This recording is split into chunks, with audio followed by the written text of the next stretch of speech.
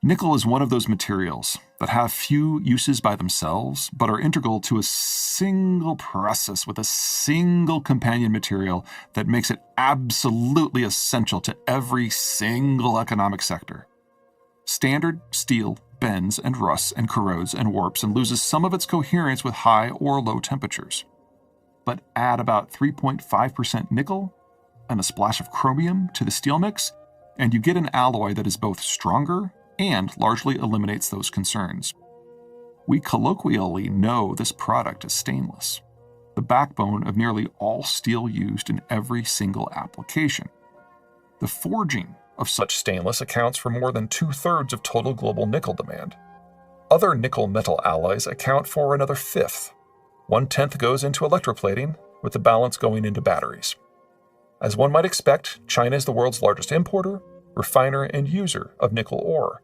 But the ubiquitous nature of steel in pretty much everything, everywhere, means that even China's large-scale, breakneck industrialization and urbanization cannot dominate the entire market. Unlike aluminum, where much of the resulting finished metal is exported, the bulk of the nickel ore the Chinese refine and blend into steel is used at home. So whereas China's impact on the aluminum market is an all-caps issue that has destroyed the capacity of competitors the globe over, China's nickel-related steel habits are merely highly distortionary. Nickel is one of those rare materials where the implosion of global trade will not automatically result in the implosion of the market. 4 of the top 5 producers, Indonesia, the Philippines, Canada, and Australia, are ones that have alternative markets for their nickel sales in their own neighborhoods. The last of the top 5, the French territory of New Caledonia, is highly likely to see its output plunge as internal debates over whether it wants to be a failed colony or a failed country override all other thinking. The number 6 slot goes to Russia, which produces nearly all its nickel from a single complex near that god-awful city of Norilsk. Add in Russia's building geopolitical, financial, demographic, and transport complications, and I'd not count on Norilsk being a major source of global metals supplies a couple of decades from now. Add it all up, and the nickel market might actually achieve something that much of the soon-to-be world will become eminently unfamiliar with: balance. I'm not going to bother with the more blasé uses for silicon. The silicon that goes into glass is typically sourced from normal sand. Purification is required, obviously, but we cracked the code for that process nearly 2 millennia before Rome. And in modern times, it doesn't require a particularly sophisticated industrial base to churn out glass at volume. Nor am I going to look at the other big use for sand, part of the input process for unconventional oil production, aka fracking. After a few years, the oil services firms discovered that nearly any basic sand will work just fine. No, we're going to instead focus on the silicon products that are much higher up the value-added scale and more integral to day-to-day life in the modern world. Silicon is wildly common, accounting for something like 1/4 of the Earth's crust. We think of silicon most commonly as sand because we immediately and emotionally attach sand to beaches and lakes. But in reality, most of the world's silicon is locked up in quartz and silica rocks. Such rocks are far better than beach sand because they aren't contaminated with algae, plastics, hypodermic needles, or pee. If you're making glass, 98% purity is A-OK. But the absolute lowest grade for silicon as an actual industrial input is 99.95% pure. Getting there requires a blast furnace, which typically requires a lot of coal. Overall, the process isn't all that complicated. You basically just bake the quartz until anything that is not silicon burns away, which means some 90% of this first step processing tends to be done in countries like Russia and China, countries with a lot of surplus industrial capacity that don't give two shits about environmental issues. This quality level is more than fine for most of what we use silicon for. Roughly 1/3 of production ends up in things we know as silicones, a broad category that includes everything from sealants to kitchen utensils to gaskets to coatings to fake boobs. And silicates, which go into ceramics, cement, and glass. Nearly half is alloyed with aluminum to make the creatively named silumins.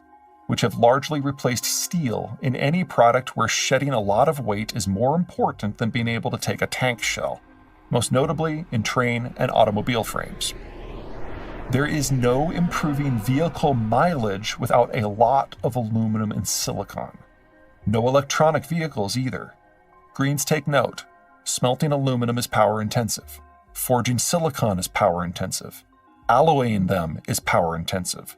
The frame for an EV requires roughly quintuple the energy input of a traditional car. That's one of a score of inconveniently non-environmentally friendly details Tesla leaves out of its advertising. Such products are both important and omnipresent, but they aren't the sexy part of the story.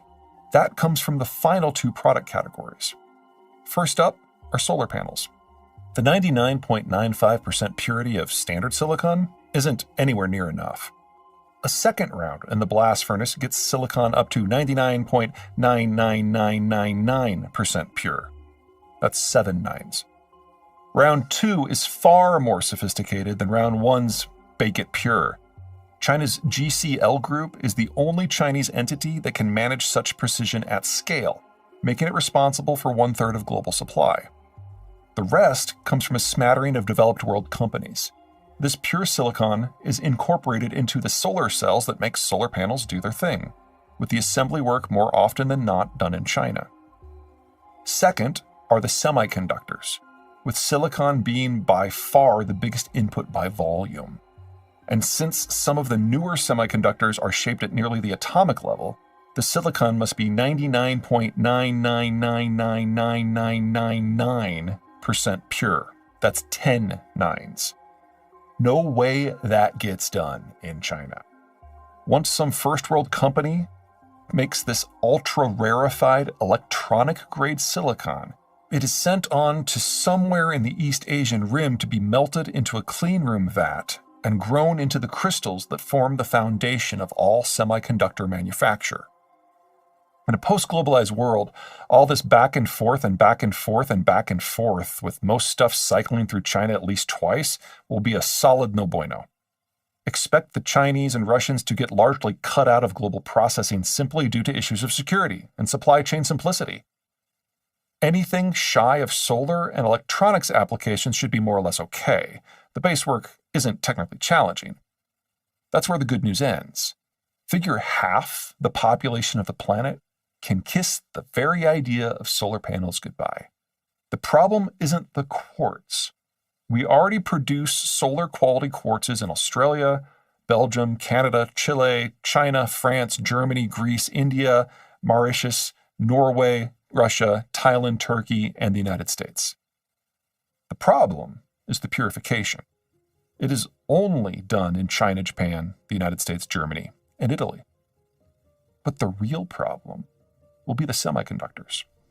Some 80% of the world's high-quality quartz that ultimately makes up electronic-grade silicon comes from a single mine in North freaking Carolina. Want to remain modern? You pretty much must get along well with the American.